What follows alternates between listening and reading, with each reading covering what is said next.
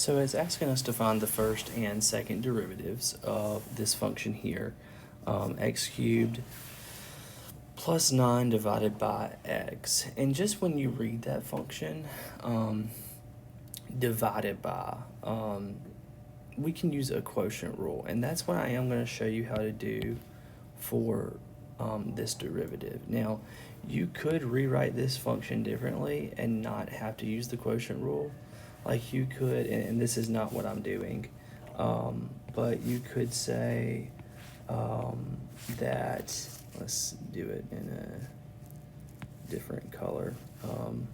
You could say that it is y is equal to x cubed over x plus 9 over x.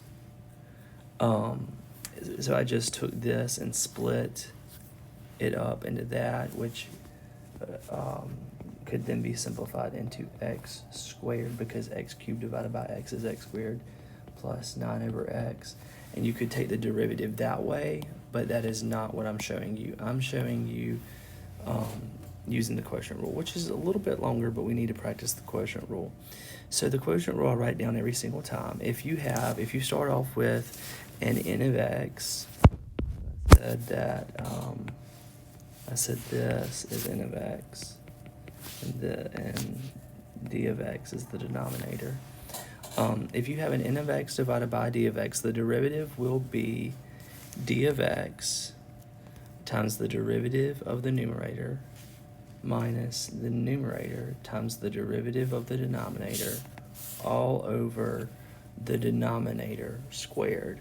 So I just want to label everything. D of x, you can see that I labeled as, I wish I could point to everything. Anyway, d of x, you can see, or I just copied the denominator down, okay? And I went ahead and took the derivative of it because I'm going to need it for the quotient rule. The derivative of x is 1.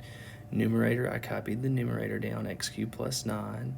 The derivative of x cubed plus 9, well, the derivative of x cubed is 3x squared, and the derivative of 9 is 0. Well, I'm not going to put 3x squared plus 0, okay?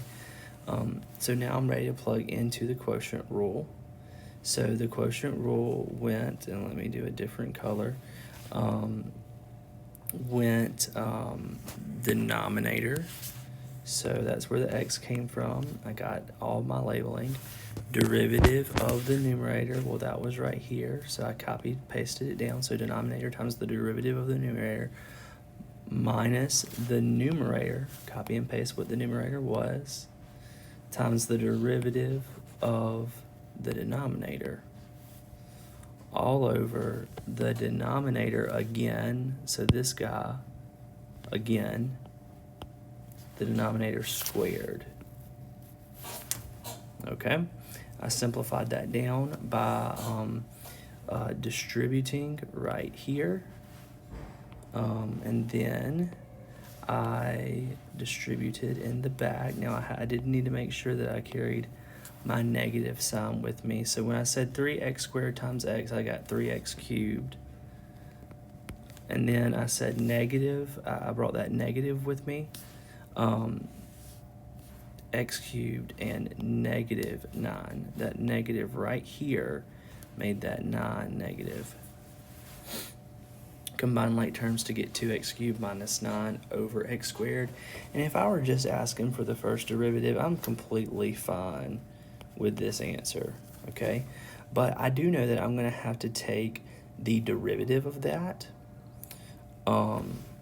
So to get the second derivative, you got to take the derivative of the first derivative to get the second derivative. And you could use a quotient rule again, right here, and this be n of x, your denominator be d of x. And you can use a quotient rule there again, because if you're going to take the derivative of that, it says 2x cubed minus 9 divided by x squared.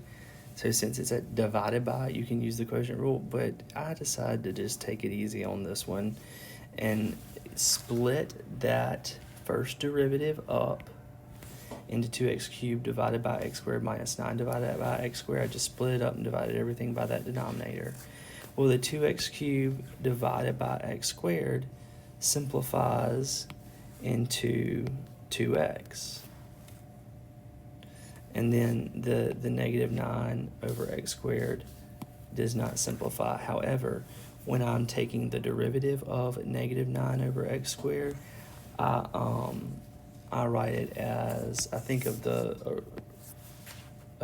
as 2x minus 9 times x to the negative 2. You can bring the x squared from the bottom to the top by changing that power, the sign of that power. And now if this is the first derivative, to get the second derivative, take the derivative of that, and you get 2. The derivative of 2x is 2. The derivative of negative 9x to the negative 2. Well, negative 9 times negative 2 is a positive 18.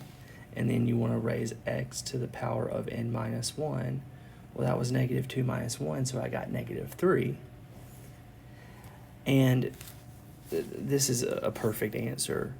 However, I do prefer my answers. I don't like negative exponents. I'm fine of taking the derivative of a negative exponent, but when I say my final answer, I don't want the exponent to be negative. So I just moved that negative 3 power was only going to the x and not to the 18. So I just moved it down to the bottom, and it changed it into a positive 3.